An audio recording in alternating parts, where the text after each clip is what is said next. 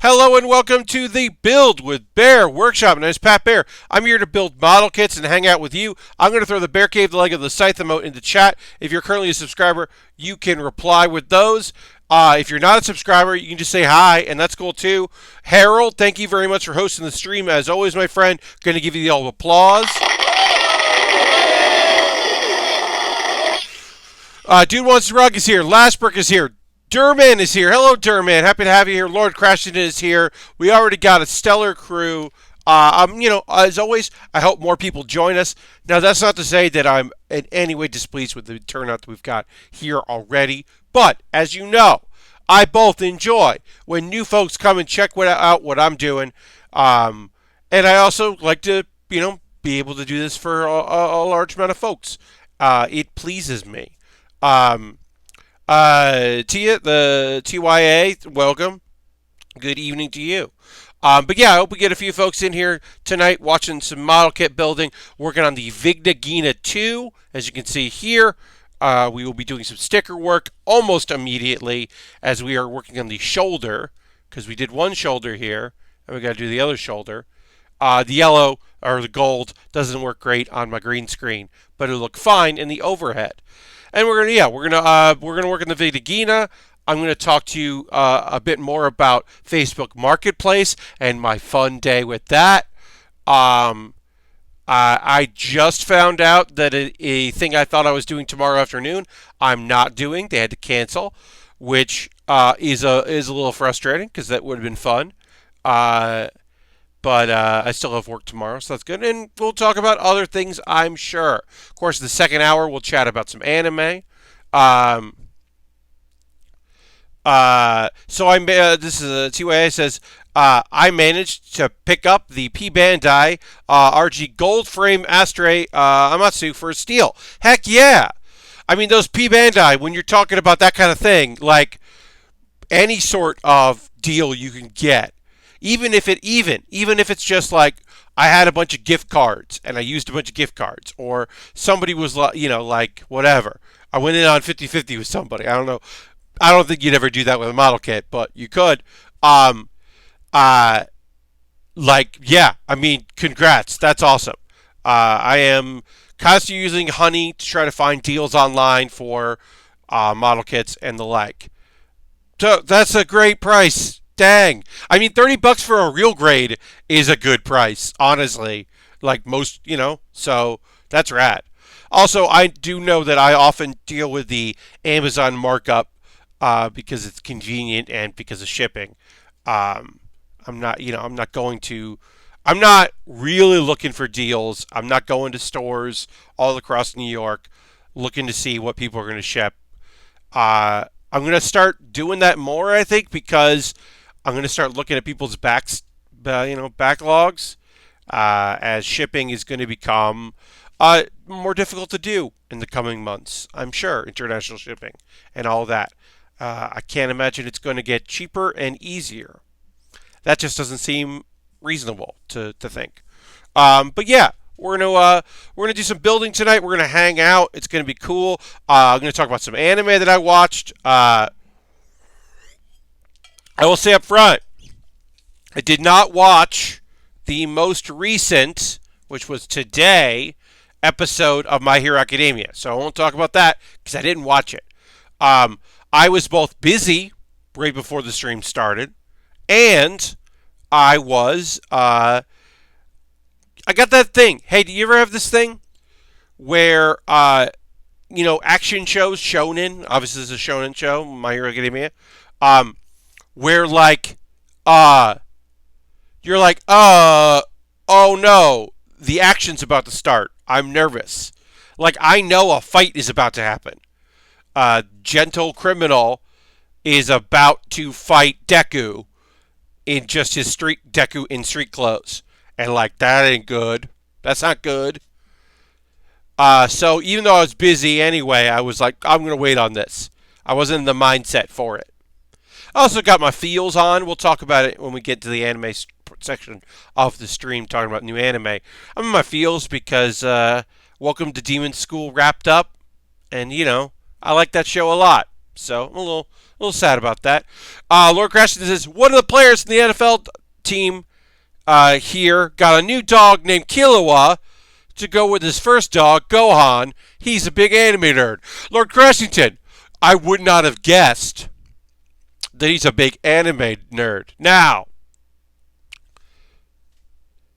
does it bother me a little bit that he decided to name his new dog from another anime and not go with Goten if he's got Gohan or Pan or Piccolo or any other Dragon Ball character and instead jumps to Hunter x Hunter?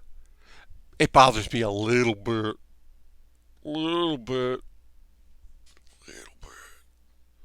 I mean, Killua rules. Hunter x Hunter is a fantastic show, and Killua rules. But it does bother me a little bit that happened. Can't be mad about these guys. You named the dog King Cold. I mean, that's a great looking dog. And, okay, well, there you go. Whereas Gohan in the background, doesn't seem. I mean, Killua is, that's a good looking dog. Both dogs are good looking dogs. Look, I can't be mad at a person deciding that they are going to name their animals after anime. Like, that rules. I think that, when Michael B. Jordan got out here being like, hey, you know what's cool? Anime. It's like, anime is cool, man. All right. When a MMA fighter comes out in a Akatsuki gear and does the Naruto run to the ring, yeah, that's dope as hell. I'm all for that shit. Always going to be into that when people feel comfortable. Because the thing that I always said, I know someone who has two cats named Big Boss and the Fury. Those are good names, man. Big Boss, hey, right off the bat, even if you're not a Metal Gear fan, naming an animal Big Boss is a pro move. Big Boss is a great name for an animal. That's A+ right there. I think that rules. All right, we got to put stickers on here. So let's put some stickers on our wings here, or our shoulder pieces here. You can see that I'll put this there so you can see how it looks. Yeah, I mean, this is an RE100 kit, so it's going to have a lot of stickers on it. Yeah, that's part of the deal. We got to put stickers on this kit. You see Michael B. Jordan's weird clothing line that was basically Naruto style. Yes, I did see that, Lord Crashington. It is an odd thing to see that kind of so some anime obviously inspires a lot of people across the world. Manga is incredibly whereas Western comics don't do particularly well in France. Manga has done very well in France over the decades. So you will see anime a bit in some fashion, runway fashion. But yeah, no, that's not that's one of those things that's every once in a while there are sneakers that are Dragon Ball inspired sneakers, and I'm like, those seem pretty great. And then I see the price of them, and I'm like, oh no, that's not me. That's not me. That's not my thing. It's rad if that's your thing. That's just not me. I don't think I've ever spent over $100 on sneakers. I think the most I've ever spent is probably in the $70 or $80 range for very good. At the time, also probably overpriced. Vans, some skateboarders' signature Vans. I think I paid a lot of money for once that had really nice insoles. But for the most part, I'm not spending a ton of money on stuff like that. I wouldn't mind it, but it's just not my thing. All right, so we got this thing here where we're look, instead of this being layered pieces, we are using our our own ability to add stickers here to add color and dimension, but that does mean that we are folding this sticker. So we're doing the highlight work for the kit by adding stickers instead of it having red all around it and us layering these plastics together. We are instead just doing this. So we're going to start the fold here. This is the best method I've been able to find. And then we will hold it, and we're going to use our X-Acto knife to bend it over even more. Bend it over. And then we're going to press down with our thumb here as we do it. And hopefully, that'll keep it the other side, because this is a pretty thin sticker. It did come up, but we can then kind of force it back down. And then we can... This was not perfect, but it's not bad. Without ripping it, can press it down. Did not do great with that, but did okay. Speaking of prices, I'm just going to get into it, y'all. That new One Punch Man video game has good writing and bad gameplay. It's a real bummer. Yeah, Durman, outside of the first trailer and the concept of if you are playing as people who are not Saitama, that like you either need to finish the match before Saitama shows up or last long enough until Saitama shows up and one punches people. Outside of that concept, every single thing I heard about that game made it seem like it was not going to be a good time for people. And that's a bummer. All right, so I got to talk about this. I've talked about this before. I've never sold anything via Facebook Marketplace. But I have, on now 2 occasions, attempted to sell an alto saxophone. The alto sax I have was a good, do I want to watch One Punch Man? I mean, I have not watched the Quick Little Lashbrook, but did, please let me know, Lashbrook, did Jeff get introduced to Metal Bat? Because I feel like if Jeff knew who Metal Bat was and that his name is Metal Bat, he would be intrigued. Yes, great. That's what I'm talking about. That's what I'm looking for. Jeff knows quality when he sees/hears it. That's what I'm saying.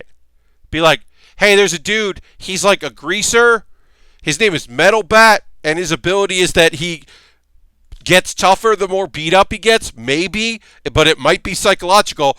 But he is a guy that uses a bat, and he called himself Metal Bat. Also, Atomic Samurai is a great name. Atomic Samurai is a really good name. Oh yeah.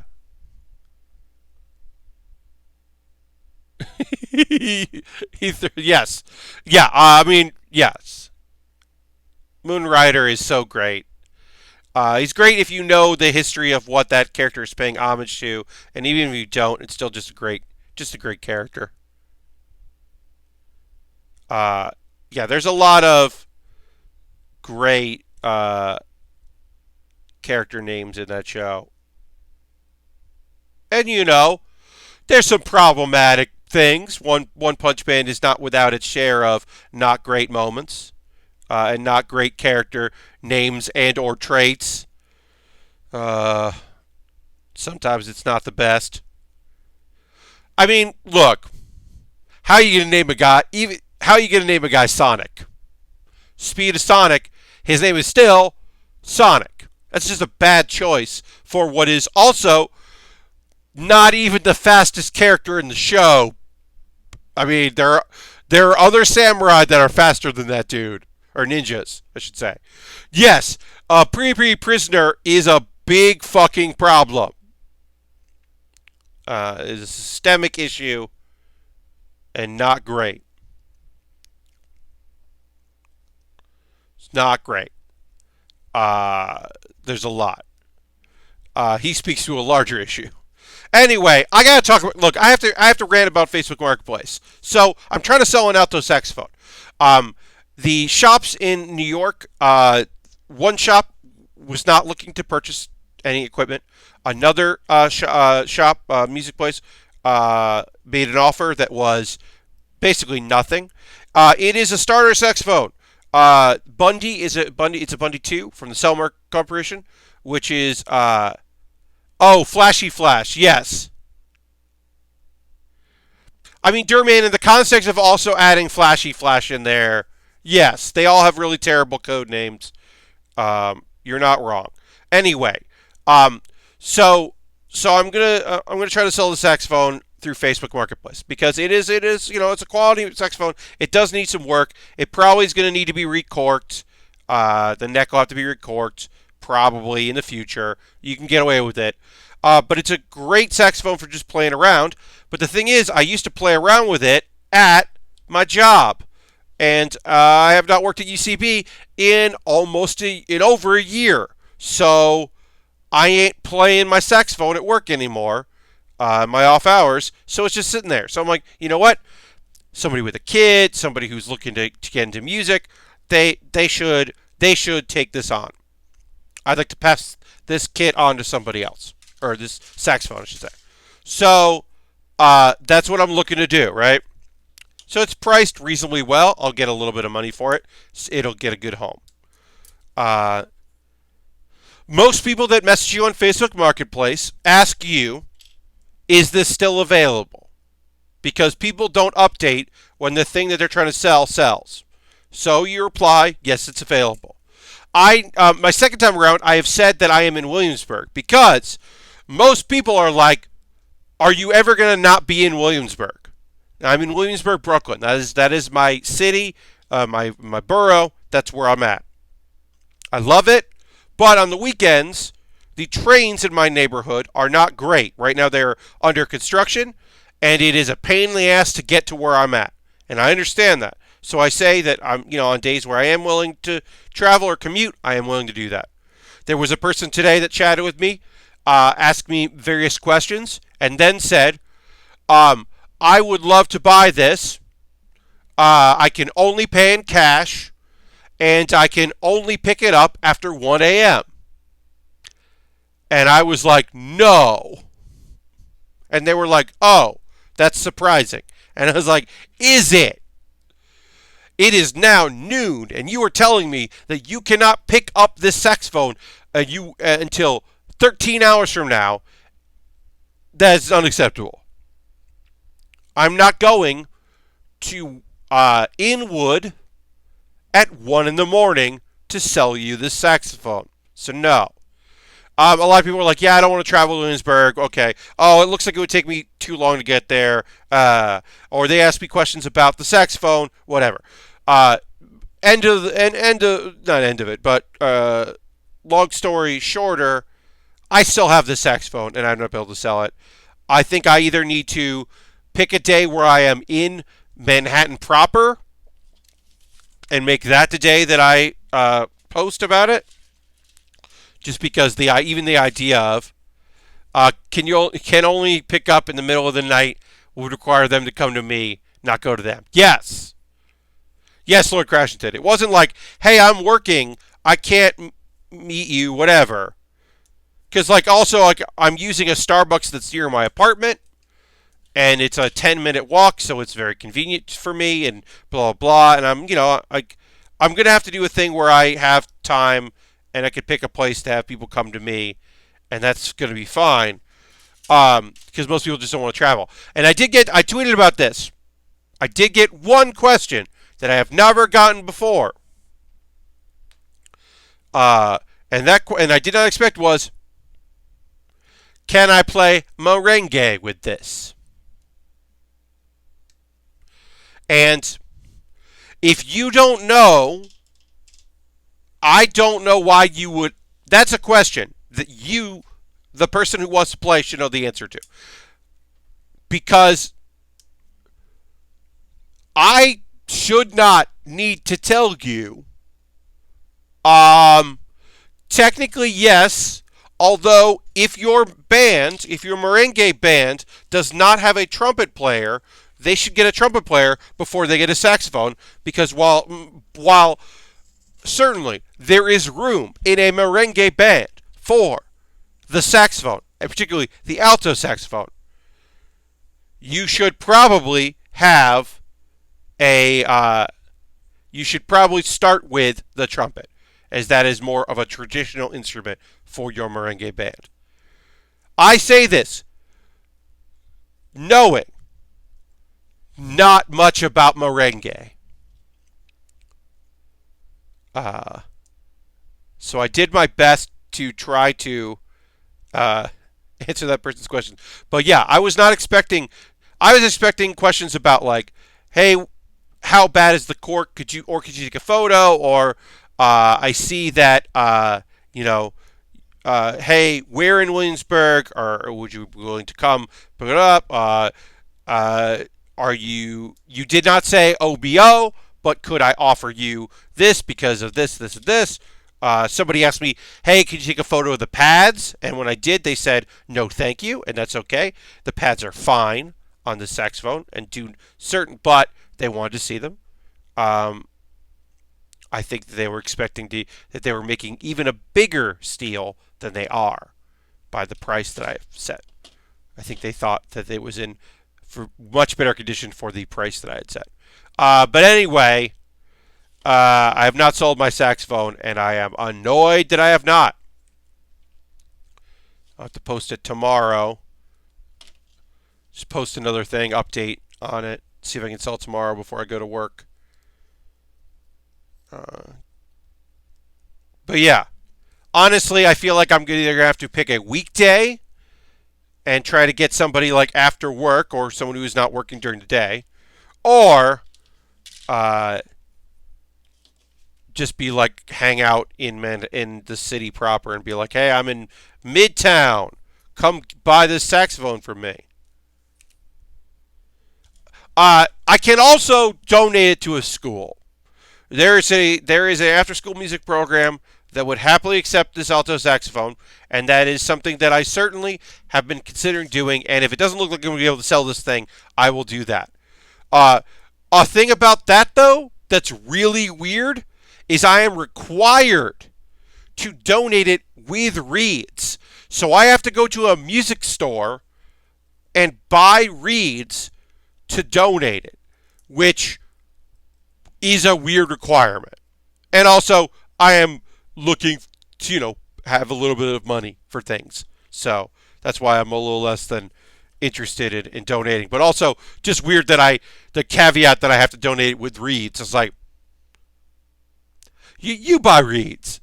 I was looking around at Facebook Marketplace earlier, and someone was trying to sell an open ketchup cup from a restaurant they admit their finger had been in for $2. Yeah, Lashbrook, that's the thing. A lot of people are nightmare weirdos. So, like, I'm sure a lot of people ask about things on Facebook Marketplace. Part of the thing they're asking about is, are you real? Is this a real thing? Seems on brand. Yeah, I think people are just like, I don't know. I just want to sell my thing. Just drive around town with a for sale sign. There's Saks window. Yes, Derman. I mean,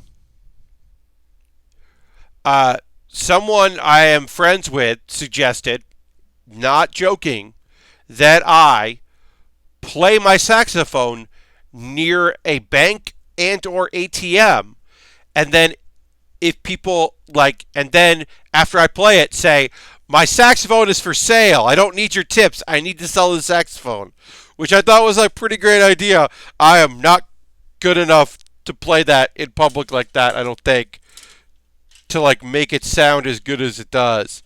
But I did think that was a pretty interesting idea. I love the idea of, folks, I am not asking for donations. I am not asking for charity. I am not busking. I'm trying to sell this saxophone. I think that's a pretty funny idea. But, no, I'm just going to keep trying to sell it. Just going to keep trying to sell it on Facebook Marketplace, and we'll see what happens. But, yeah. I might just, this week, pick a day to go hang out at a coffee shop and then post that I'm in Midtown or something. Be like, hey, I'm at this coffee shop. I'm writing at this coffee shop. Come buy my saxophone. I don't know. Uh, advertise it with a performance like one guy busking the subway with the amazing dance skills. Yeah. Ugh. Folks, I will continue to play the saxophone until someone buys this saxophone from me. If you want me to stop playing the saxophone, consider purchasing this saxophone. Let's do that. We'll get to this in a second. If you missed my stream on Thursday when I started working on this kit, we are working on the Vigna Ghina 2. It so far has been a okay kit.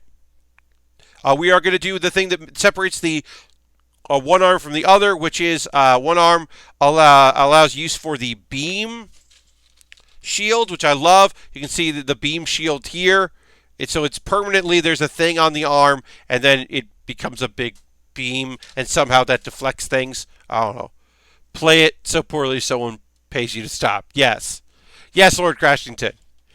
The pay me to go away extortion. So we're going to build that. If you missed this build on me talking about this kit on Thursday, missed the stream on Thursday, this kit is pretty fun. I am enjoying it. It is a RE100, which means that that is the line for kits that wouldn't traditionally get like a re-release or a master grade, because this is from F91, and also you can tell already. You're like, this is the 1/100 scale? This looks small. And yeah, it is small. That is part of the thing. We'll see what happens. But, alright, now I can talk about this part of the kit that sucks. Because this is a refurbish of some things, they included the weapons from another version of the Vigna Ghina. I have not done the research, and that is accurate. This was a theory that we proposed on Thursday. This E1, these weapons are from the first version of the Vigna Ghina. So they knew they were going to use that. And they still went ahead and lettered and numbered these sheets as E1. So there are two E1s. So on paper here it tells me use E114, aka red. Use E113, aka red, the red one. Use the red E1 in case you were confused. And it's like, I wouldn't be confused if you had labeled this any other thing. Don't call two different sheets E1. Why would you do that unless they're identical, which they are obviously not? Nonsense. It is a nonsense, cost-cutting, weird thing that is in this kit. And I'm very continually surprised about how weird that choice is. It's such a weird choice. We need F1, 19, and 20, 18, 19. So we're going to work on the little shield bit here. This is going to go, the small one goes in the bottom.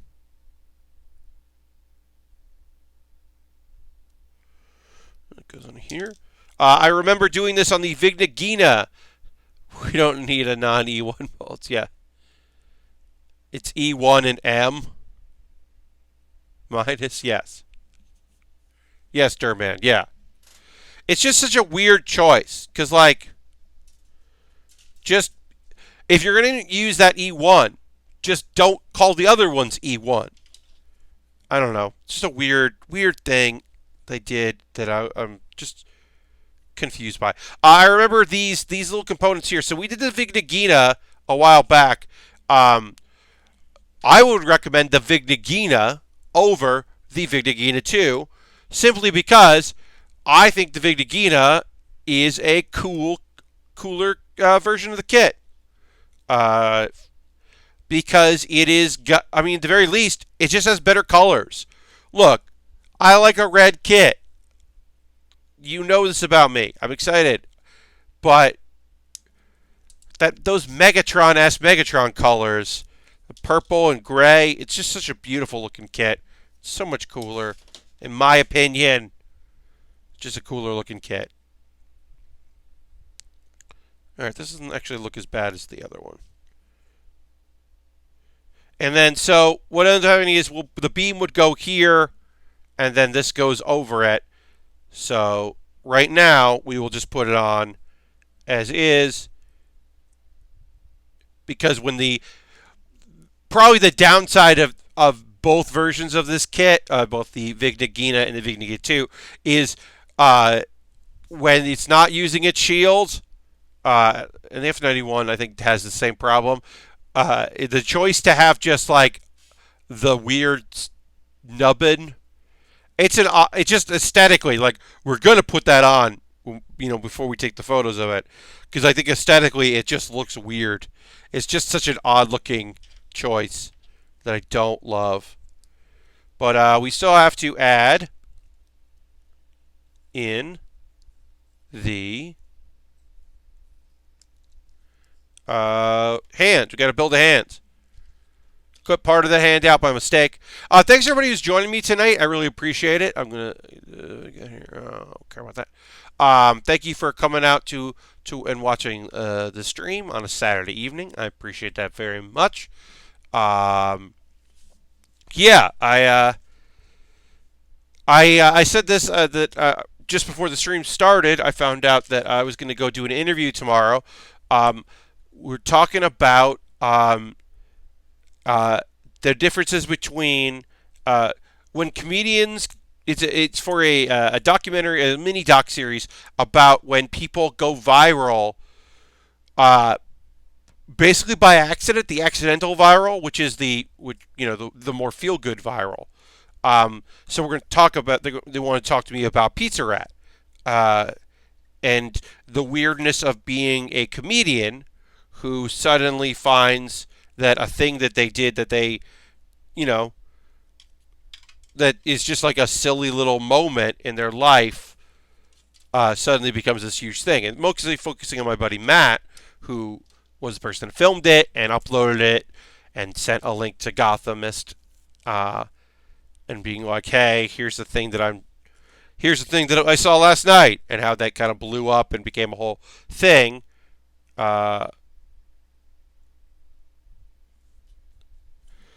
And yeah, how weird that is when you are someone like, for Matt, how odd that was. He was like too busy to talk on interviews because he was working a writing gig for like a TV show that ended up never, like a pilot for a show that didn't get picked up. So he has like nothing to show for all those hours he worked on a thing.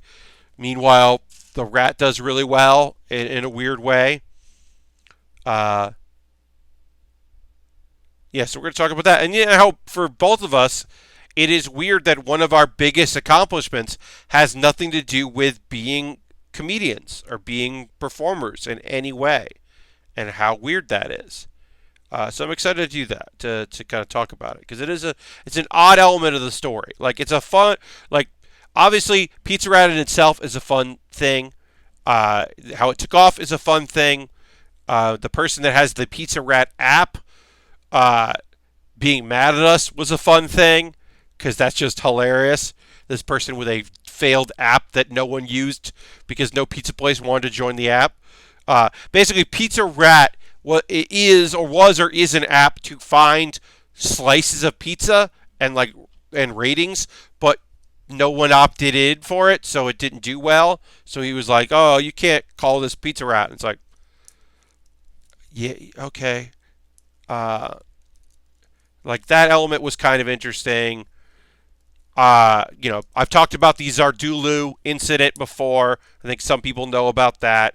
If you missed that bit of business, the basic idea is that there was before Pizza Rat, there was a rat video that went minorly viral that was definitely a faked video. It was definitely a comedy or a performance art piece that went like kind of viral. And somebody who made that to, I guess, increase interest in their viral video, claimed that Pizza Rat was a fake video. It was faked. That it was this experiment, performance art piece by this mystery artist named Zardulu, who had brought in this one person to make this video. Their viral video was it's a drunk person and a rat runs across the camera and takes a photo of itself running across the camera. And it went minor, like nothing. So that person was like, oh, my video was fake, and also like this other video is fake. And then because the person that made these claims was someone that had was at the time performing at UCB, which I was performing at and Matt was performing at, that this is a conspiracy, which is like saying that like two students at a college that have never met, like, oh, well, they go to the same school, so it's a conspiracy. It's like, no, it's not what that is.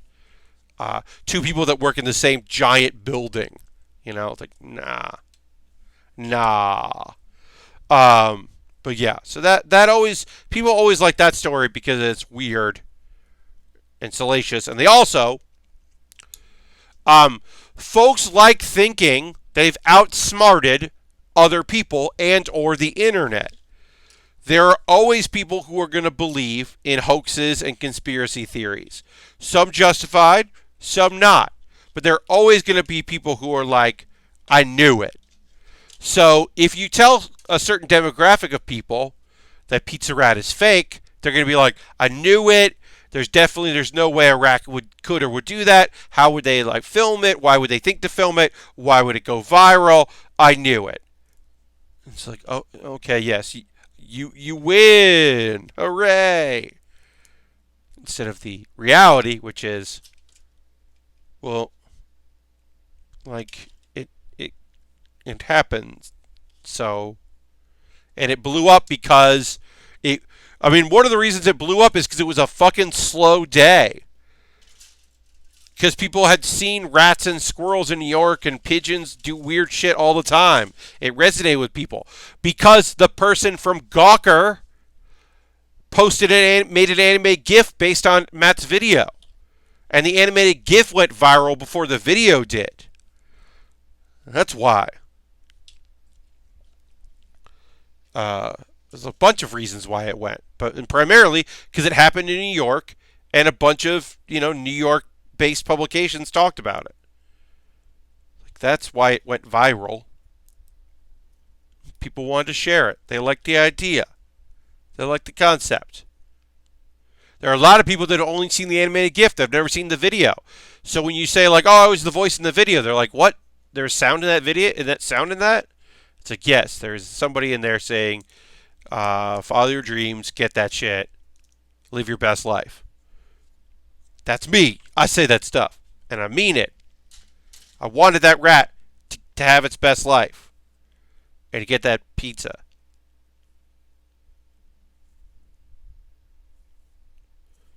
So it's just a weird thing that happened to me. I don't know.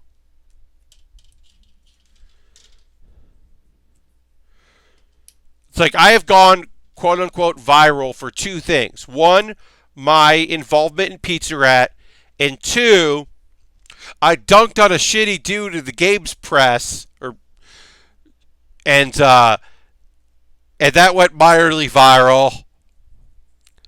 I'm not one for, look, am I one for saying my opinion on things and being honest and earnest and also wishing that people weren't shitty? And when they are talking about it, yeah. But dunking is not necessarily, one, it's not my forte. And two, it's not my modus operandi. It's not in my general plan of attack. It's not my style at all to be like, I'm going to say this thing about this dude or this person who is shitty, and I'm going to really nail them. That's not my style. It's never been my style. If that's your style, that's how you play, great. I think there's a lot can be done for people who are who do the call-outs, who do the work of that. Me, I was just jumping on a tweet on a dude that sucked ass. And also, it's way easier for someone when you dunk. Look, me talking about a comedian being shitty, that's tough. It's hard for me to do that because I'm a comedian and I want to do work in comedy. So it's hard to be like, this comedian sucks ass. That's a hard thing. But I only play in video games, in the world of video games and games journalism and game development. I have lots of friends in it. I get to do conventions where those people go and play and perform. But at the end of the day, other than producing shows that involve some of those folks, I got no stake in that. So I have the freedom to be like, hey, this person is garbage. It would be great if they were if I didn't deal with that.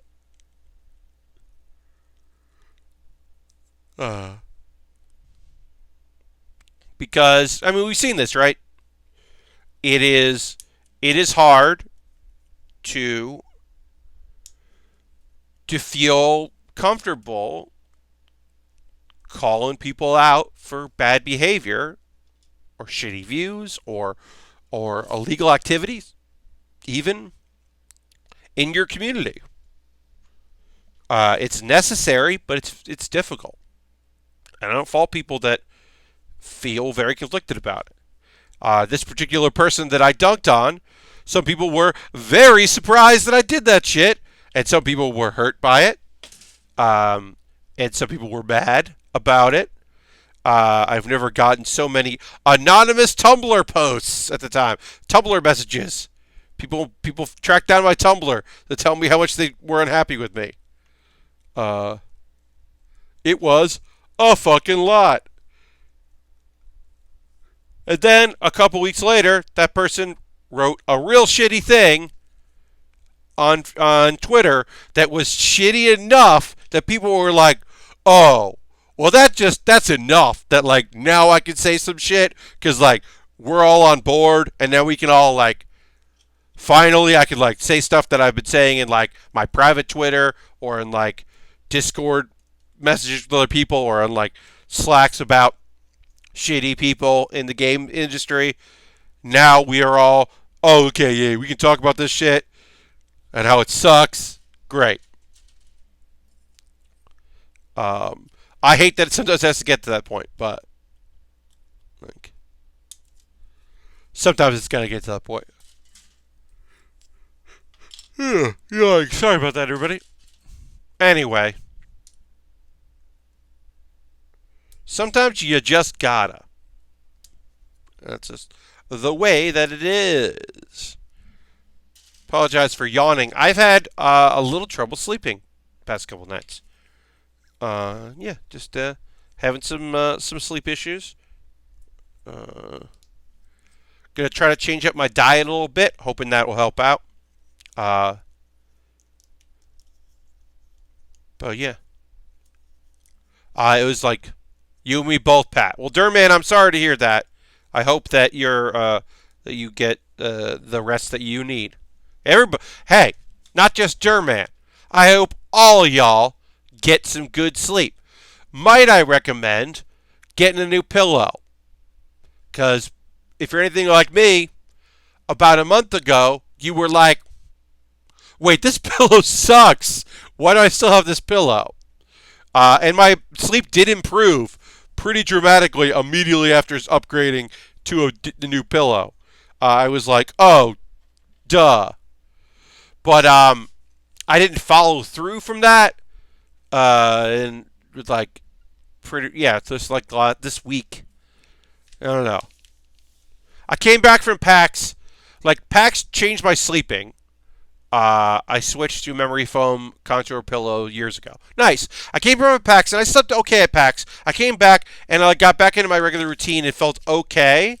All right, the waist is done. Other than like the side things that have to clip in once we put the legs on. We're moving right to the legs. So let's get into the legs. But yeah, I came back from PAX just not feeling at 100% and not sick. Sleep has been weird. I mean, look, it's one of those things where, like, I know part of the reason why it's happening. Like, I'm aware of my own body enough to know that some of it is is stress related, where like some of it is like my own brain needing to shut the fuck up and not wanting to. I get that. Uh, so yeah, I end up watching YouTube videos too late because I can't sleep, so I'm just watching YouTube videos, and that's fine. Uh, right now, YouTube thinks I really want to watch videos that I've watched before. Like, it's like, hey, watch this Bon Appetit video that you definitely watched 4 months ago. You watched this Bon Appetit video, but watch it again. I don't know why. Just watch it again. You liked it before. You should like check it out again. It's like I know how Carla makes sheet pizza. I don't need to watch that video again. It's a good video. I remember that. I've watched like Chris try to make that terrible trash can nachos. I already saw that. I don't need to watch that again. That video made me sad. I don't want to watch it. Hey, Durman, why don't you watch all of Binging with Babish again? Right? Yeah. It's one thing if they're like, hey, you didn't watch this one episode. You watched everything else. Like, YouTube legitimately, I think, does not understand, like, so one of the YouTube channels that I watch a lot of is Loading Ready Run. I've mentioned the streams here before. They have Loading Ready Live, they have a streams archive a YouTube archive of a lot of their streams. And some of their streams I want to watch, and some archives I don't want to watch. I may have seen it live, or it may just be a thing that doesn't interest me. Like, I don't enjoy videos about Minecraft. Even silly, fun videos, because they are silly, fun, entertaining videos. I don't want to watch those. And YouTube seems to have a real problem because they're like, it's like, well, the algorithm, but you watch other ones, so watch this one. But you didn't want to watch this one, and we don't know why. Why?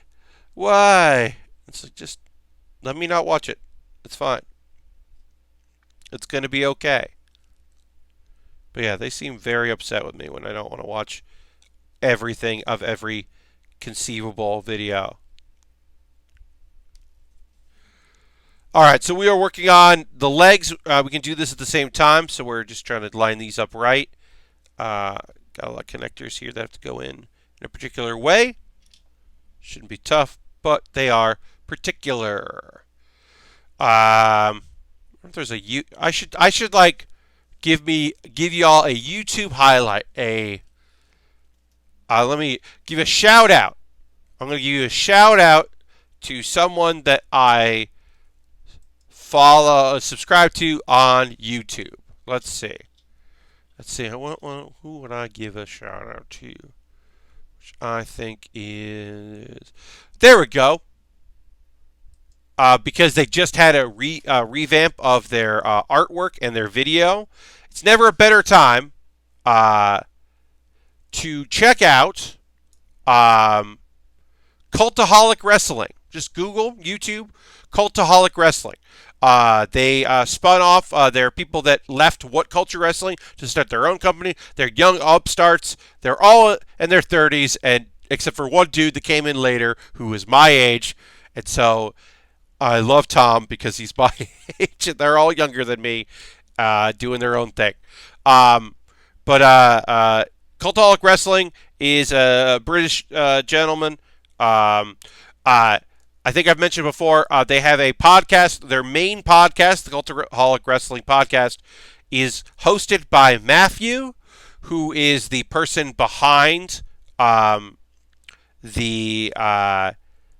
Botchamania videos. So Matthew from Botchamania hosts their main podcast. They have other podcasts. They have some like rewatch podcasts and various stuff. They do predictions. They do news. They are dang progressive. One could argue they are pretty dang So when they do like watch-alongs for the Saudi Arabia shows, they donate any donations that come in to various charities because they want to cover it because they are a wrestling news channel, so they don't ignore it. But they also feel bad about it. They're pretty dang good dudes. And I don't like one of them, but whatever. He gets fixated on things that I don't care about, and so I don't love him as much. It's daylight savings time tonight to mess with your sleep. Oh, Lord Crashington said yes, it is daylight savings time. It's the bad one. It's the spring ahead, not fall back. Spring ahead, where you lose an hour. Now, it's been on 2 different occasions that this has happened during PAX, and I have lost an hour of sleep during PAX. Oh no, one was during PAX, and one time during Emerald City Comic Con. The only Emerald City Comic Con I ever went to had that, and we lost an hour during the weekend. And nothing feels worse than knowing that you're losing an hour during a con weekend when you're already not getting enough sleep. Oh, that's bad. But yeah, I don't feel too bad about that. But yeah, and this is day 1 of 4 off for you. The worst is gaining an hour during Extra Life. Yes, Lord Crashington. The fact that people keep dealing with that 24-hour thing, that's a bad news. Durman says, this is day 1 of 4 off for me. This is the best conceivable time for the time change. Yes, because you get time. You're already going to be out of whack anyway. So why not? Why not be out of whack? It's just, sorry, y'all. Sorry, y'all. Yawning again. Gonna be cooler about this. With that, all right. So we gotta put some. We need B1 and 2. We have done almost nothing from B1 and 2, so we're gonna pull some red from that. Working on the feet right now. Yeah. So I do love fallback, and there's one thing I love fallback because obviously I've worked in the entertainment world at night a lot. A phenomenon happened where I got home before I left work. Like while I was on the subway, 3 a.m. became 2 a.m. And I got home before I left, or the bar, or whatever. That phenomenon, that time-traveling phenomenon, rules. It's way cooler than, oh, I just lost an hour. Where did an hour go? 2 is now 3. An hour just disappeared. That's not cool. I am not a fan of that shit. At least now with smartphones, people just don't fuck up like they used to. Like I have one clock in my apartment. It is the microwave clock. Is the only thing that I have to actually update. Everything else is going to just work. And anything that's on the internet certainly is just going to do it. And that is very convenient. But yeah, it was always bad, like, back in the day, where people just be like, I'm sorry, I didn't know. You're like, fuck. How are you late?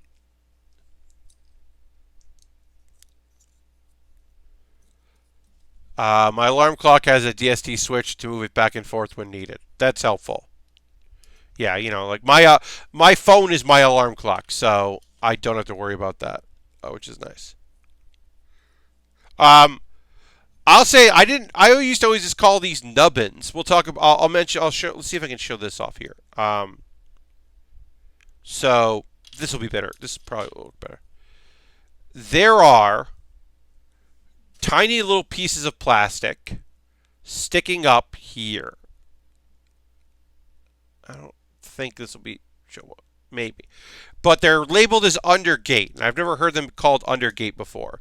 I just know that, like, they always tell you, like, some kits have it worse than others, but they're just little pieces where, like, you gotta clip this off before it goes on. It's just a little extra. Little stuff you gotta maybe file down or clip. Undergate. That is a term I had not heard before, like, I don't know, 2 years ago, I would say. Probably.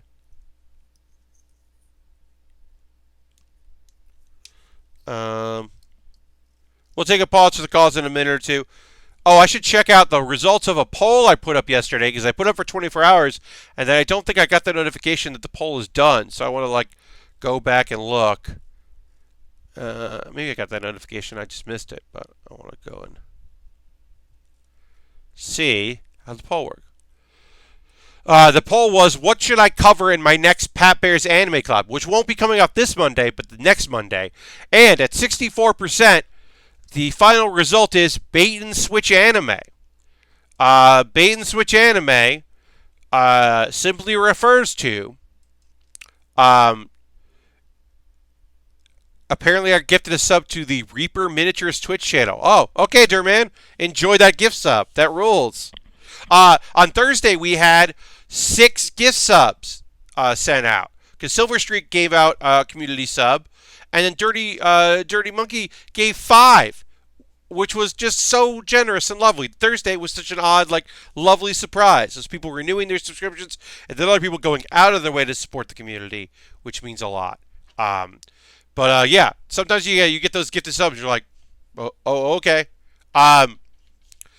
Yeah, so the next Pat Baer's Anime Club, which will be not this coming Monday, but the following Monday, will be about the Bait and Switch. Primarily, it will be about shows that present themselves as being one genre, but are actually another genre. I think I will talk about. I'm going to try not to talk about shows that. The bit is, the sticker bends again, another bending sticker. Come on. I'm going to try not to talk about shows that, the character is more than meets the eye, not that kind of thing. Because those are usually just twists. SSSS Gridman, the main character, there is a character twist about the dude. That is interesting. But there's more to meets the eye about this hero is a trope more than it is a bait and switch. I'm talking about a show that presents itself as being a slice of life, but it is really a psychological drama. And you're like, oh shit. And I'll have some examples of that. I will talk about one show that presents itself as a wacky show, but is really not wacky, because I think that's kind of interesting, because it does fundamentally change how you view the show. That's what I'm looking for. Not I don't know if the thing is also it's going to be a lot of spoilers. I'll be like, hey, if you don't want to know the thing about this show, don't watch this thing. But I'm going to talk a little bit about that. There's no way in 2020 to talk about Pula Magi Madoka Magica. Talking about Madoka Magica, people know what the twist of that show is. At the time, there were people that probably watched the first episode that didn't know that that shit was fucked. Especially folks that don't keep up on manga or just looked at it and went, oh, a magical girl show. And didn't realize that, nah, this ain't just a magical girl show, y'all. There's more to this. There's a thing happening here. But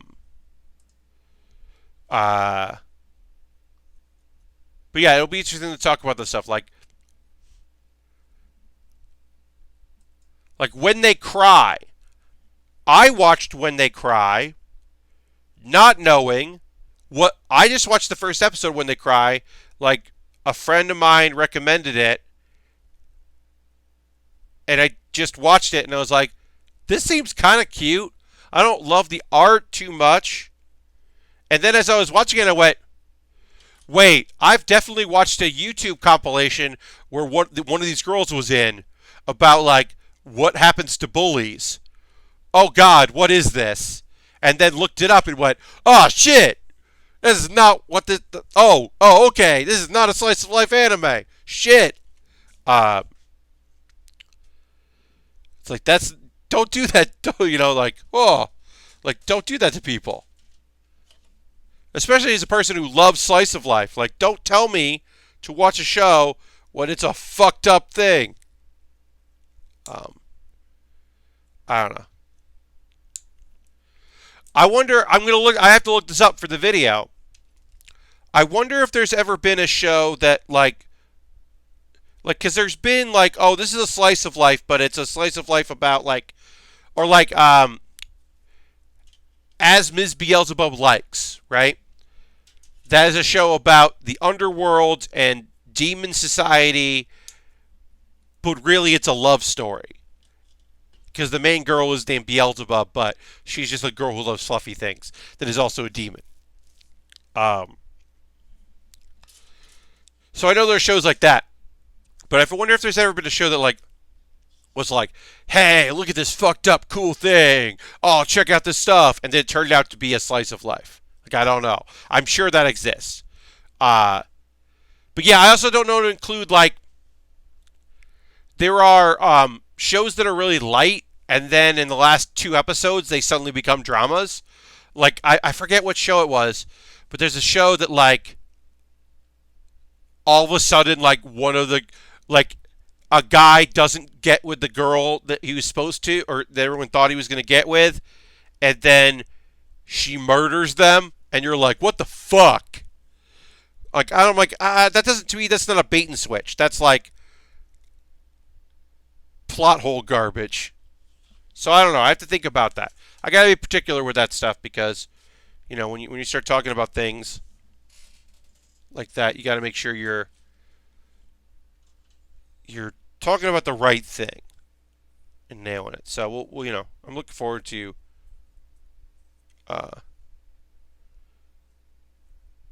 being able to talk about that stuff on my show, my stream, not my stream, my video. And then the next Pat Bear's Anime Club after that will be like right before the new anime come out in April, because it'll be the end of March, and so I'll be able to talk about all the new good anime that's coming out, and that'll be fun to be able to talk about. To give my preview.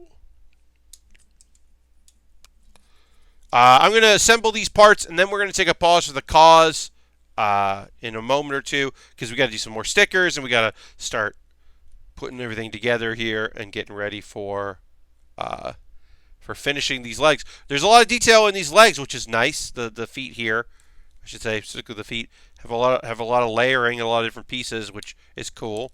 I can appreciate that, obviously. It's neat. Then connect right. Oh. Could do this first. Put this in here. There we go. So first and foremost, hi everybody. Welcome to the Pat Bear's, Build with Bear workshop. This is the little break point where we take a pause for the cause, and I'll talk about ways you can support the stream if you'd like. First and foremost, if you're currently a subscriber, let's throw the Bear Cave the Lego the Scythe mode in there. If you renewed your subscription, if your sub comes to renewing, tier 1, or you use your Twitch coin, because you have Amazon Prime linked with your Twitch. Hi, Solf. You can, renew that and let people know. Always hit that notification thing if you've renewed. That's always a great way to support the channel. Bits and coins are always appreciated. Hey, Dirty, welcome. Thank you so much again for Thursday. I really appreciate it. But yeah, if you are if you're not currently a subscriber, consider becoming one. Bits and coins, gifting subs, all that really helps me in my continued quest to be able to build stuff. We are going to take a couple minutes. We're going to talk about ways you can support this channel if you'd like. You are under no obligation to do any of that. We will get back to building. We will talk about modern current anime that I watched since Thursday. But I have a Patreon. Now, I just put a poll up on my Patreon. My $3, my $5, and my $10 patrons are able to vote on what I play on Tuesday. I'm doing a gaming stream on Tuesday. So people can choose what I'm going to do. The options for folks that are the $3, $5, $10, they're available, and they can vote on something they'd like to see me play on Tuesday. Everyone can watch it. It's just they're the ones that are voting. That is a thing that I have on my Patreon. But even the dollar gets a Q&A at once a month, and it's just a way to support the channel. These are ways. I also have donation pages, as you know. Model kits are expensive. I bought this kit off my own wish list, but I just put a video up today because Jam and an anonymous, someone who's asked to be anonymous, bought something off my wish list. Now, if you're watching this on YouTube after the fact, it's all in the show description.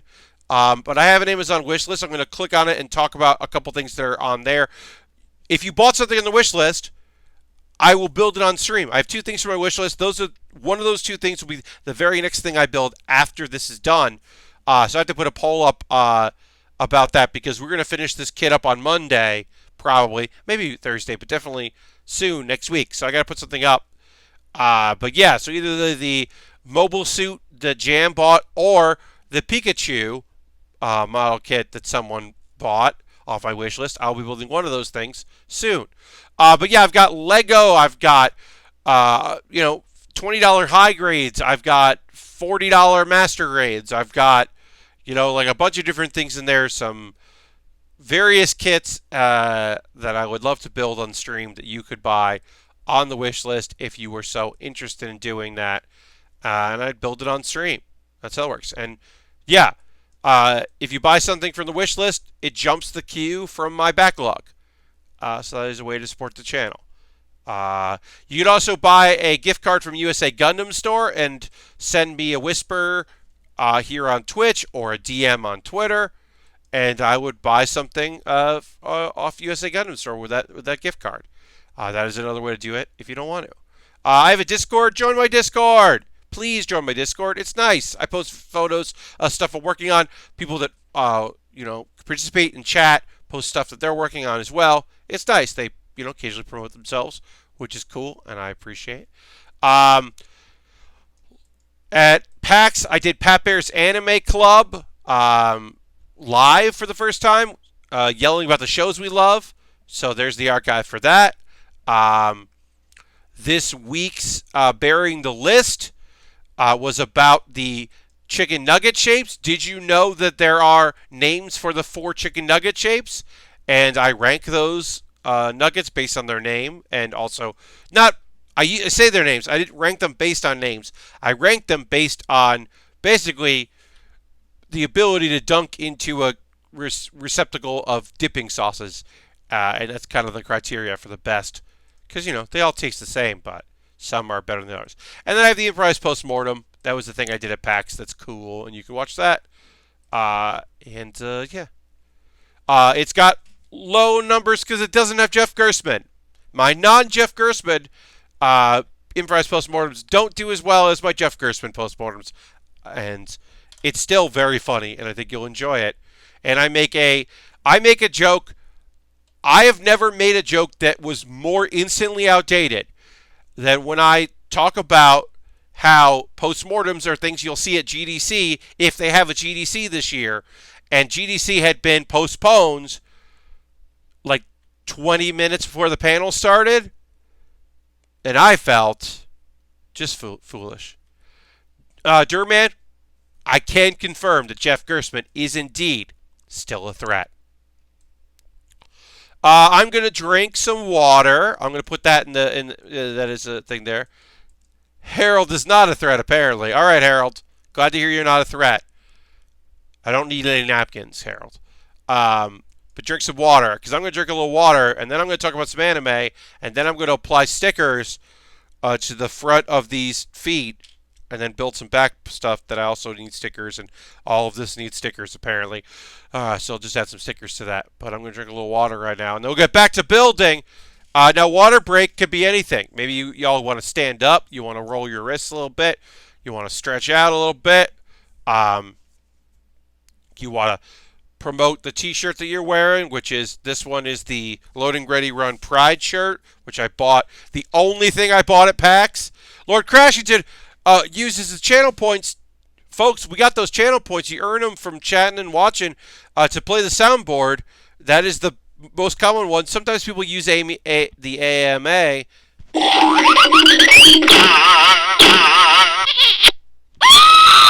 Yeehaw! Yeehaw!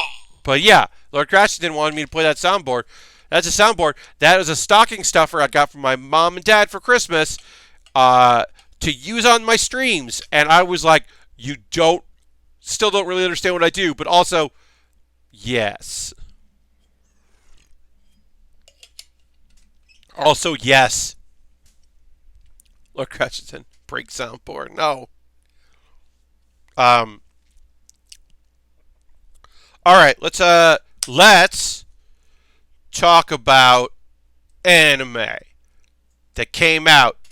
Now, I started with Science Fell in Love, so I tried to prove it. Because of PAX, I was behind on my anime, so I watched 2 episodes of that. Any show can be made better by adding elements of a morning zoo show. Yes, better in quotation marks, Durman. You're totally right with that quotation mark reference. So, we'll start with stickers. So, I started Science Fell in Love, so I tried to prove it. I watched 2 episodes back-to-back of this series. I'm glad I watched the 2 because there was a cliffhanger with a show that is not known for its cliffhangers and really doesn't particularly have them, per se, had a cliffhanger. And so it was kind of nice to be like, oh, what's going to happen on this show? This show is science types in a college science club exploring the hypothesis that they are in love with each other, and can they quantify it through research? They are very much in love with each other. It is silly that that happens. There was some pent up need in one of them to spend quality time with the other, and then there was a betrayal.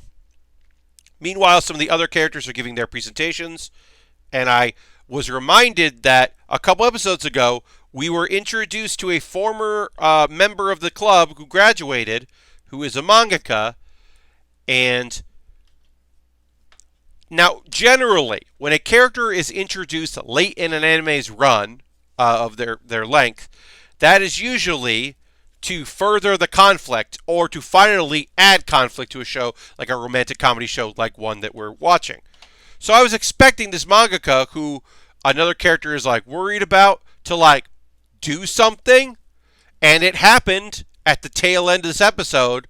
She swapped out a gift because 2 characters were fighting with coal, I guess, to further the reaction so that she can draw this drama and use it in her manga. And I was like, so you swapped out a glasses case that was embroidered or engraved with a bunch of coal. Oh, you're bad at this. You're bad at ruining things. It was weird. But yeah, it was nice to see these characters interact and kind of figure things out.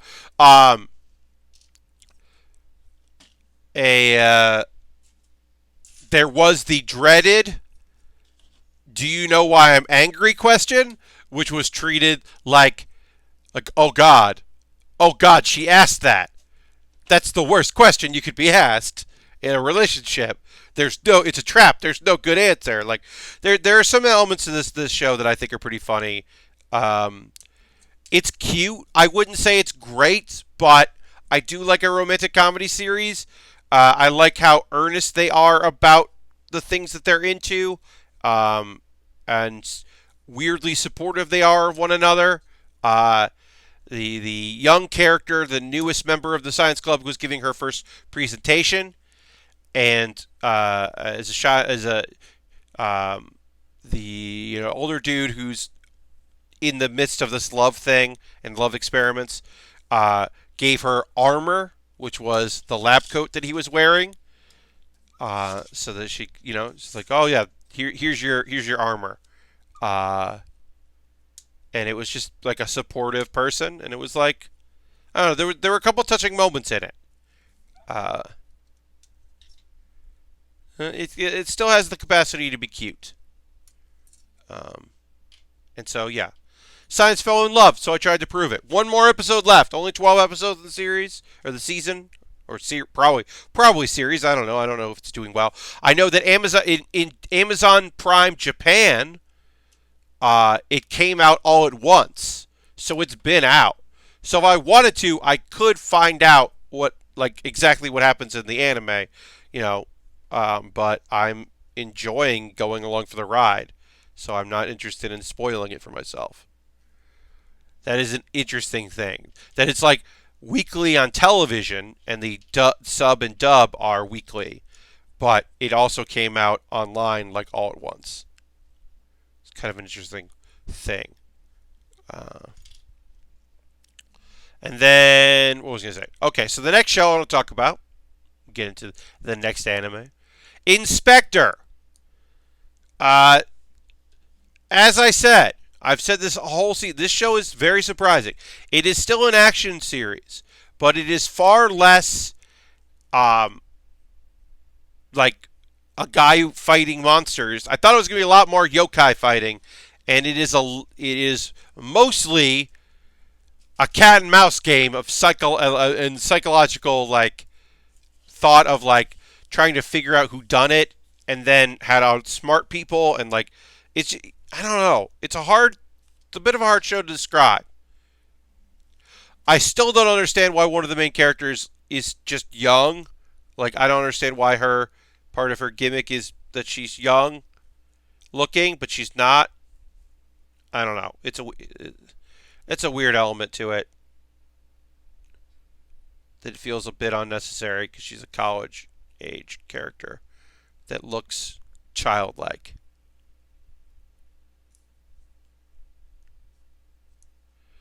Anyway, this is a this is a this is a bad sticker. See this? I'll show you the one I put on when like just make this a black piece. Just make this a black piece that's connect. Don't let me put this sticker on here. I don't like that. I don't like this part of the kit. This sticker right here. Feels unnecessary. Anyway, yeah, Inspector. Uh, like yeah. Ultron says, "Hi Pat, I've been listening while playing Apex for the first time in a good while. Awesome. I'm glad Ultron that you're enjoying. You've been playing some Apex. That's cool. Yeah. As always, folks, if your engagement is not chatting, is listening or just watching. If you're not a chatter, like like I was, give a shout out to Aristofan. That's cool. Enjoy the streams as you want it. I'm glad I can be a podcast for you. Ultron, congratulations on winning a match. That rules, buddy. Great job. Great job. Yeah, Inspector. I'm honestly kind of liking it less and less as it goes on. I was intrigued by how different it was, but now I'm less intrigued by how different it is, and more just like, okay. I have to like check. I always check myself when it comes to that stuff, but like, it doesn't feel like it's just me. Because like I'll read comments, people are like, this is just such a weird choice. Like, oh, these choices are odd, or I was like, am I being too harsh on Infinite Dendogram? And then I looked at like some people I know who started watching it. They were just like, oh, this show is doing itself no favors by being out the same time as Buffery. And I'm like, right? Right? Because Buffery is so much more fun and lively. It has such a better take on the virtual reality game world. Oh, Ultron, this is your second time. Well, congratulations, buddy. All right, now, sad to say, welcome to Demon School.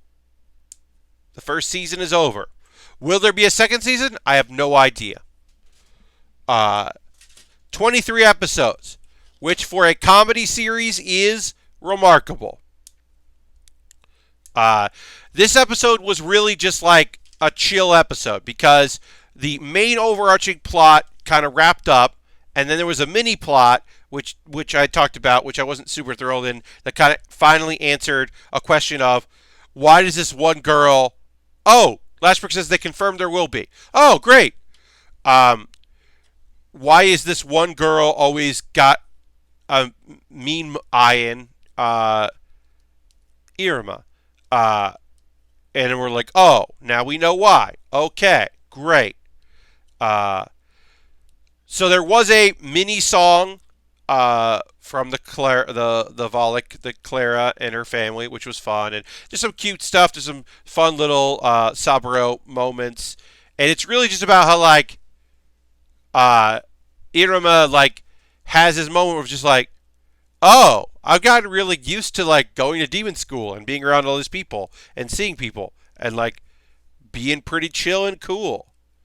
I'm like feeling all right about it. And then he does feel a little down a bit. He's just a little tired. And then uh, we get more fun. One of the interactions I like most about it is Alice and Clara having a competition to see who can feed uh, Iruma better and who wins. And the answer is their food together tastes the best. Aww. And their continued rivalry with being Iruma's best friend continues with some healthy respect among the two of them.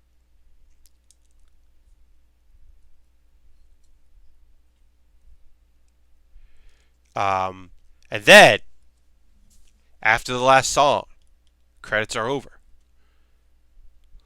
Something has happened to Iruma. He looks older, and he seems mad. And he calls, like, he calls his grandpa Sullivan old man. What has happened to Iruma? Because a thing that is definitely referenced continuously is Iruma is going to grow up to be the Demon King. Because the Demon King comes from a foreign land and is unlike any demon before him and unites all of the demon world, the legendary Demon King of legend. Because they've named Demon Kings, but there is a legendary one, prophesized. And photographic things in there basically say like, oh, Iruma is going to turn out to be the Demon King, and he's going to unite all of them. And that's fun. That's a fun thing for a goof character in a goof show to be able to do. But it doesn't. I mean, I hope that he's okay. I hope he's under someone's spell or something. Because he's a good boy. I don't want to become a bad boy. That's a different show. So I'm glad they confirmed the second season. I'm now going to look at details of that. Welcome. Because it's just. This is a show that, like, I hadn't checked out. When it first came out, it wasn't on my radar, and then I started seeing clips of it, and I was like, oh, this seems actually funny. Neat. Alright, so anime. The second season has been announced and scheduled to premiere April 2021. That's next year. I mean, that's fine. They did 23 episodes. Like, the fact that it's coming out, if he was a bad boy, the show would be Cops. Yes, Durman, indeed. Indeed. No. Oh, that's interesting. There'll be, it came out last year, and then they'll do a second season in 2021. Okay. Well, next year, in the spring season, I'll be excited about more Welcome to Demon School. I think that show is lovely. I think it there is a joke at the very end of the last episode. It's not a joke, but it is a, wait, Alice, you seem really like comfortable putting on ladies' clothes. And it was a bummer because there was no joke the whole episode about the fact that Alice and Iruma had been wearing or were posing, pretending to be Devi dolls, like idols. And it hadn't really come up as like a bad thing. Then they did that, and they like really had to like put a joke in there in the end. I was like, I don't like that. That was a bummer. But that's like the only bummer in the whole show, honestly. But yeah, overall, that's a good show. And I look forward to more of it. I recommend it if you're looking for a show to pick up. Like I said, it's 23 episodes. It is not by any means a perfect show. I think the premise is really strong. I think it handles the premise really well and continues to, like, as Iruma tries to get out of weird situations and continue to be a good boy. It is fun. I think the supporting characters, especially his friends, Clara is best girl. She is awesome. It's such a cool, fun character that I really enjoy her performance. And I think Alice is fine. I think Alice is like perfectly fine. I'm hot shit, and then you beat me on the first day of school, and now I want to be your underling is like a weird choice, but like, okay, sure, man, you do you. The drama element of the character that is going to try to cause harm to a bunch of the students that Iruma and company are unwittingly helping, that drags. That takes a fucking way too long once you realize that things are afoot and things are going to turn out bad. It takes way too long. And the payoff is worth it, and the justification is interesting. And its take on it, I think, is kind of interesting. Realizing he's not just like Iruma. He's got his own thing. I think that's interesting, but it's still not like it still drags. And then the little tag element isn't particularly perfect, but it's okay. Start applying stickers first. We got stickers to apply to this here. So we're gonna move. We're gonna work on our legs here. 3. But as I said, it does have, this last episode does have a fun song. I mean, like, I like the show enough that I made my first ever compilation of funny moments. Because I think Clara is such a great character that I wanted to make I made a montage of of some of my favorite bits of hers to help sell the show to people. Because even though she's not the main character, she's so great. And then when Saburo shows up, Ben was like, "Who's this guy?" And I really appreciated him being interested in Saburo and being able to talk about that dude. Because that dude is fun. A guy who would be the main character in another show. The man who wants to become the Demon King. Because, as a demon, there's nothing cooler than being the Demon King. It's the best thing you could possibly do, and the coolest thing you could do. So he's like, well, yeah, I want to be the Demon King. That rules. Why wouldn't I want to be the Demon King? It sounds awesome. I'm definitely doing that shit.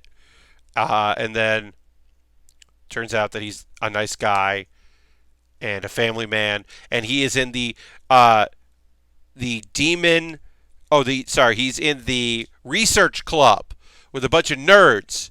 The Demon King research club is a bunch of nerds and him, and they're all like, "You want to join our club?" And he's like, "You research the best thing that exists." Of course I do. I want to know more about the coolest thing there is. And then he joins the theater club because they put on a play about the Demon King. And he's like, "Well, yeah, of course I'm going to join that." This is a fun character.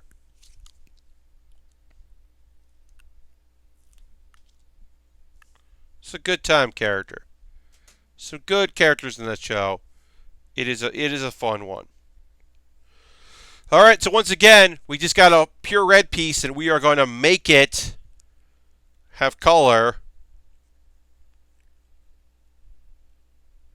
And then we will, the vents are going to be here, so I'm going to try to have this bend show on the bottom. Just can't see it from the top. Yeah. So do it like that, so that you can't see where it folds in on itself. Probably for the best. But yeah, welcome to Demon School. Iruma-kun is a fun show that I recommend if you're looking for a lighthearted anime. and I'll miss it because it was a fun, cute show.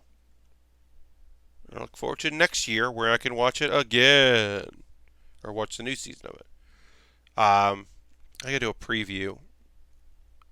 Got a new anime coming, so excited for new anime.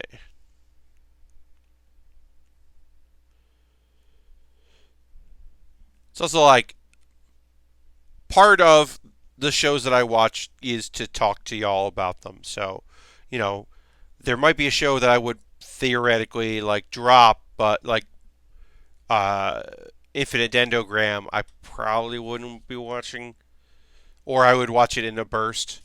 But yeah, I haven't figured out what show I'm gonna pick up, but there's definitely a show that I'm gonna pick up to see, like to watch in the period where there are only a couple shows happening, because that's coming by the end of March. Like, I mean, I have my ongoings. I have Black Clover. I have My Hero Academia. There are shows that continue and will be happening, but I'm sure that hopefully there's at least a couple. There are a bunch of new stuff that's like starting like literally right on April 1st, so that's good. I think there's 2 shows that come out that Wednesday. But yeah, I will try to keep up with what's coming out and be ready to talk about a new season of anime. We got some time left in the stream tonight, though, so we'll keep doing this stuff and keep building. Yesterday was an anniversary of the appearance, 20th anniversary of the appearance of Gundam Wing on Toonami. To which I said, it's weird to be able to pinpoint when you change the person. Now, I knew some Gundam shows. I had seen a little bit here and there. I'd watched Char's Counterattack, or I can't remember what I'd seen exactly, but I'd watched some things here and there. So I had some experience with various Gundam series. But I wouldn't have necessarily considered myself to be like a fan, like a diehard fan of it. I knew some things. But that was like Wing really just hit me and was like, oh, yeah, this is it. Like cool mobile suits, cool attacks, like interesting characters. There was this drama and a storyline and the school element and this like, what is this? And like cool badass like weapons and like lots of talk of the nature of war and civilian life, and it was just like a lot of shit going down that I was super into. And then I was like, oh, I like Gundam. I'm going to watch a lot more Gundam now. Okay. I'm going to get all the fan subs of Gundam X and G Gundam. And I'm going to go back and watch some of the previous ones. And I'll check out this new one, Gundam Seed. Sounds great to me. Okay. Oh, I'm going to check this out. Oh, I found this. Oh, I'm watching an anime about super deformed versions of these characters that is not good. Okay, well, there's Bad Gundam. Okay, good to know. And, oh, I'm going to watch Turn A. Oh, that was weird. What the fucking... Okay. Oh. Odd that this show has arguably the strongest Gundam ever. Okay. It's like 2 of them. Weird.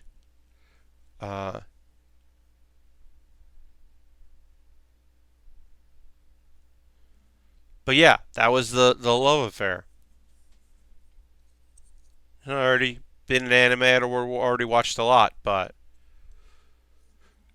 1998 and 1999 were incredibly important, and then into 2000 were incredibly important for me in my love of of anime. I'd watched whatever was dubbed and came out.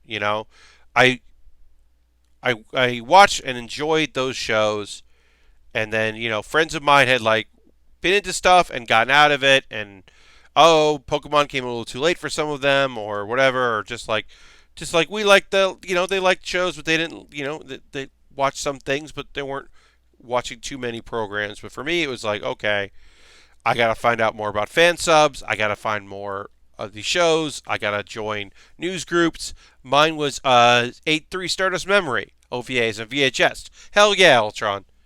Um, but yeah, I'd already been in anime clubs and I'd watched some stuff, but I was like, oh, I want to explore and find out more things and find out genres I didn't know that I liked, and find out, uh, like find shows that interest me, and like, oh, I really liked Love Hina.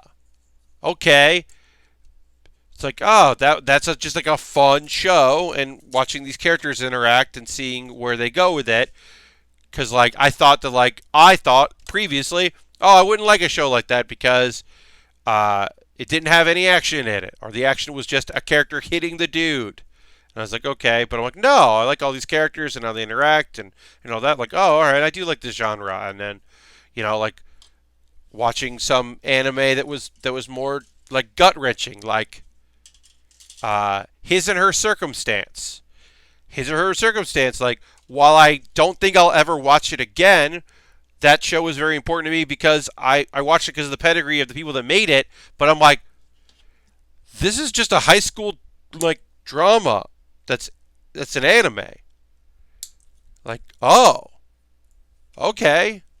This is like person like exploring their true self and growing as a person and dealing with heartbreak and happiness and sadness. Like, oh wow. Fuck, okay. Yours was DBZ on Toonami. Hell yeah. Yeah, I mean, I watched the original dub of Dragon Ball, and then Dragon Ball Z started coming out on syndicated. It came out syndicated. The Raditz fights. I remember being on Sundays, and I would set my VCR to plus to record because I was at church, and so I couldn't watch my Dragon Ball Z. And I was like, wait, that's Goku as like an adult. What? And then finding out that they only dubbed the first 13 episodes of Dragon Ball, and there were so much more Dragon Ball for me to discover. It's like, holy shit, there's a lot more Dragon Ball out there. Okay, I guess I'm going to go watch more Dragon Ball, buy more VHS tapes. The worst purchase I've ever made was I bought Cowboy Bebop Episode 0. Cowboy Bebop Episode 0 was a VHS tape that was produced in Japan to promote the upcoming original series Cowboy Bebop. And they called it Episode 0, and it was packages about the characters, none of which was fan subbed when I bought it, the VHS tape.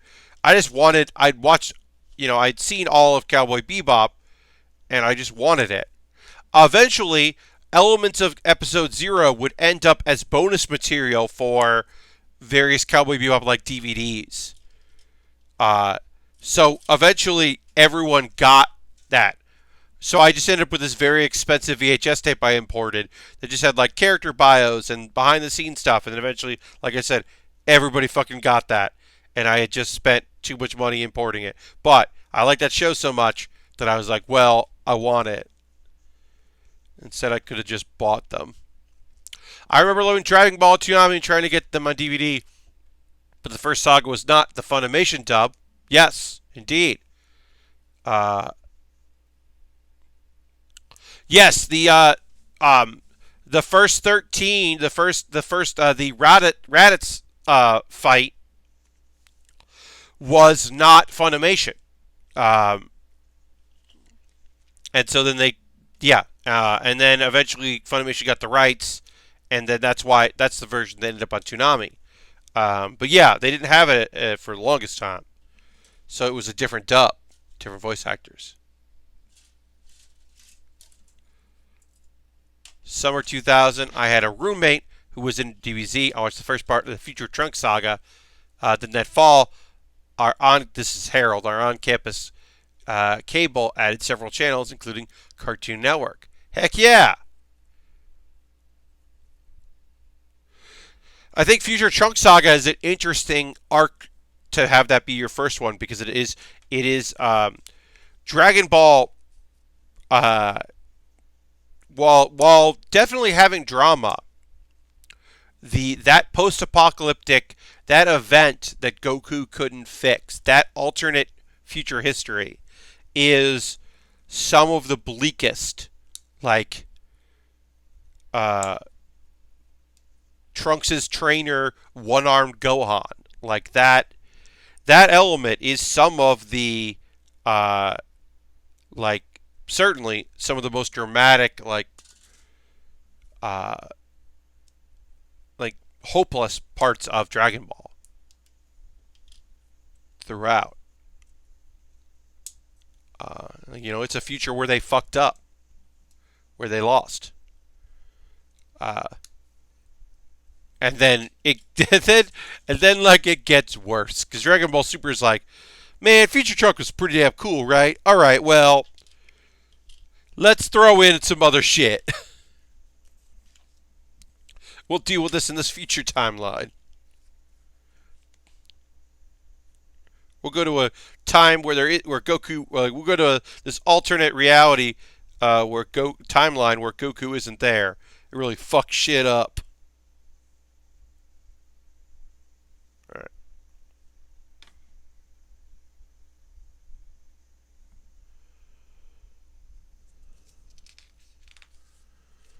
Put this here. I got into old man mode thinking about how much I rewatched DBZ when they reached the end of the new stuff they had. Oh, yeah, Lord Crouchdown. Like, yeah, you would just, if you liked a show, you would just watch what you could of it.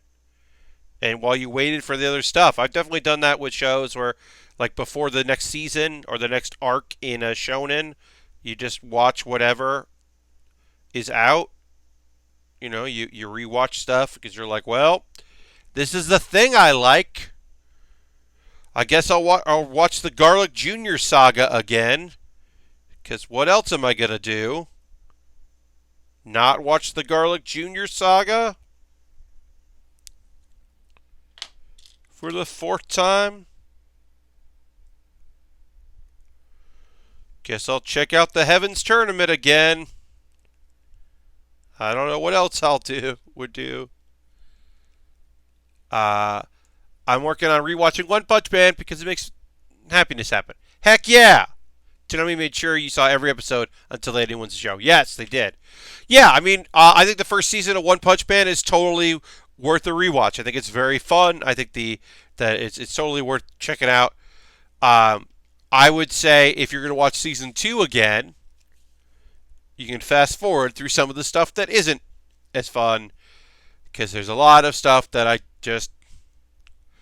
that season is just disappointing. And then also, do not forget that the first 2 episodes just fucking look bad. They just look real bad. And the animation does get better, but those first 2 episodes, oof. I'd actually be interested to see if the Blu-ray ends up being better than the first 2 episodes. They improve it and go back. I know a lot of Dragon Ball Super, the Blu-rays, and actually what's ending up, like some of the dub, is actually better than what we got when it was being simulcast. But the DVDs apparently, the Blu-rays look better, which is annoying for people that were there at the time to be like, oh yeah, no, sorry. I know what you saw, a shitty version. This is the good one. It's like, motherfucker, give me the good one. Yeah, I did a rewatch of One Punch Man, like season 2, not too long ago. Cause I was like, am I mad about this show still? And the answer was yes. I'm still kind of pissed off about season 2. I mean, part of it is that it's, the style, and I think that they handled the tournament well. But most of it is that it's just very clear that you're watching. It's from the manga, and the manga. This wasn't the best time. You're just watching a mangaka question if they want to keep working on it. I think, and becoming obsessed with a character and like really focusing on a character that's not the main character of the show, because that they seem to be really interested in that character. But Garu is an interesting main character, but like he was always opinionated, but Saitama gets fucking preachy in season 2 of One Punch Man.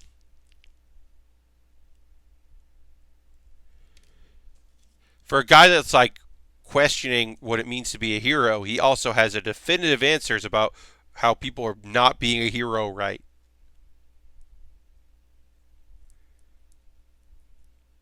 I don't know. As you can tell, season 2 of One Punch Man, not my favorite. What's the word on Assassin's Pride anime? Dirty? I didn't finish it. I never finished it. So I will give you my opinion on what I did watch of it, which was, it was totally fucking fine. It is an average-ass anime. You got a young girl. Circumstances that are out of her control are not good, and she is trying her goddamn best. No one believes in her, except for one dude who does, because he's right. Also, that dude got a mystery about him. There's more than meets the eye. He's actually pretty great. And secretly great. There's a conspiracy. They're going to get to the bottom of it. People who they think are their friends aren't really their friends. People who start off as not their friends are their friends. And, of course, because people are not good to this girl, including her dad, she falls in love with the guy that's nice to her, who is the main dude, and it's inappropriate and very anime. It is average as shit. If the anime was about the dude, the assassin, who's teacher, I might be more interested, but I am not interested in that story as much. Your mileage may vary, but I think I watched like 5 episodes maybe. I got to the point where he got to be awesome. And then I was like, meh. I did watch the CG remake of the first Pokemon movie that's on Netflix, which is pretty good. Oh. I have not seen that. I know that exists, I just haven't seen it. Alright, we're now getting towards the end of the stream here, but I'll gonna keep working on our leg here. We're almost done combining one leg. There's a lot of components to this leg, which is nice. I am not complaining about that. That's great. But there are a lot of components to these here. That, and then E41 red. They gotta tell you it's the red one. But yeah. Is there any shows that are on my agenda that I haven't watched? I mean, I might watch that. Let me look at. Okay, so I'll tell you this: the show that people say, Pat, you should watch this. I know you didn't like the first episode, but maybe you'll like it if you keep watching. Is where is it? No, it's not the. It's the Spirit one. The Tree Spirit one. People like that. Where is it? You know the name of it. You know what I'm about to. I don't know where. I'm like looking at it on Crunchyroll's. Oh, Smalley and the Forest Spirit. People are telling me, hey, Pat, you should check out. You should try it again. So that's probably going to be watched at the end of the month. Because I know people that I respect a lot who are like, this show it is going to be sad, but it is light in a lot of places. Because I was just like, I just don't want to watch this like Gollum slowly die as it tries protecting this kid. But people are like, no, it gets great. And so I was like, okay, then I'll check it out. Um, but yeah, I don't know. That's one that I definitely kind of checking out. But yeah, I don't know anyone who watches A Destructive God Sits Next to Me. I thought that might be kind of fun, but I've heard nothing about it. All right, so it goes there.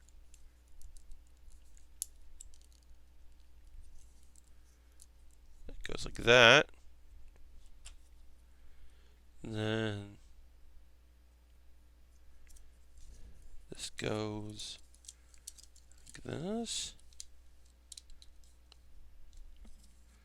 But yeah, I'm excited to have a few things to check out. And I mean, honestly, I just want it to be tomorrow night so I can watch the next episode of Keep Your Hands Off Isaac.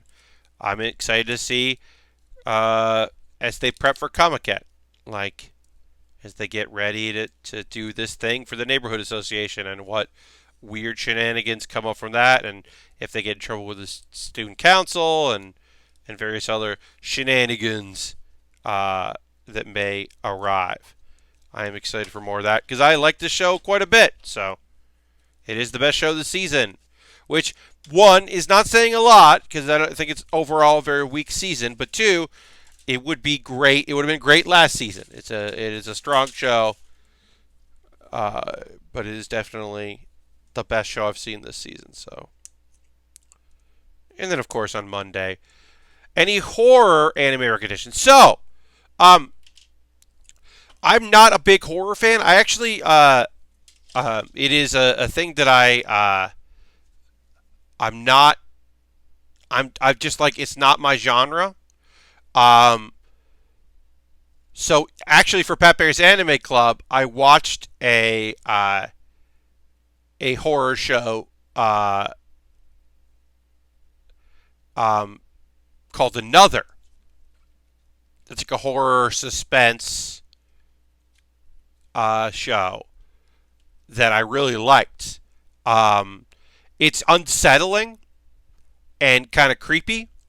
Um, so I watched that for Halloween and really enjoyed it because it is unsettling and kind of weird, and the pacing is really interesting. And then like some episodes end with just like a, oh, and then some episodes don't have that like oh god, to kind of fuck with you, and I like that.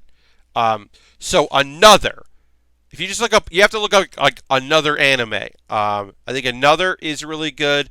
If anybody has any thing they want to recommend in that genre, it's not really my genre. People tell me to watch Corpse Spot. No. Yeah, I think that one is great. What's the one that Future Diary is? So Future Diary is more is there's some fucked up shit in Future Diary, and I think that like it takes a little while to like really start going, and once it starts going, that shit is bonkers. Um, that one's got some psychological horror to it, and it's an action series, and it's just fucked up and weird. Because when it's not a horror show, when it's not a horror anime, it's like just weird. And you're like, what the fuck? What is happening here? Um, yeah, that's an odd one. So yeah, you might dig that show. I'm trying to think if there's any. Uh, yes, Future Diary, Miraniki. Yes, psychological. Yeah. I think the Corpse Party anime and manga are more age-related. Yes, I believe so. I believe that's true, Solf. All right, we're about to wrap up here, but I want to finish off these two pieces here, so I'm going to finish off real quick. The side armor parts, and then we will wrap up the stream.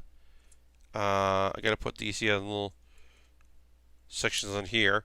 My next build stream is on Monday at 9 p.m. Eastern. Traditional Monday build stream. I will have a gaming stream on Tuesday.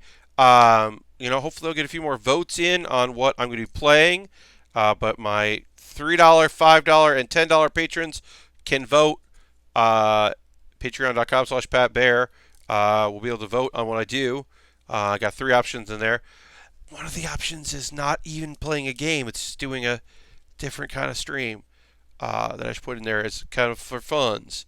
But yeah, we finished a leg, so I'm happy to say that one of these legs is done, and then we got to work on the other one, but we got like components to the other leg. We are most likely going to wrap this up on Monday because we are almost body complete. So we're getting close to finishing this kit up on Moon Day. Thank you everybody that's hanging out. Appreciate you watching. Appreciate you chatting. If you weren't chatting, that's cool too. You were hanging out. That's rad. Enjoy the rest of your weekend. I'll see you on Monday. Thanks very much for tuning in. I'm going to run an ad. If you're not a subscriber, you may see this ad. Watch it if you like. Otherwise, thank you very much. And see you on the next one. Bye-bye, bye-bye, bye-bye.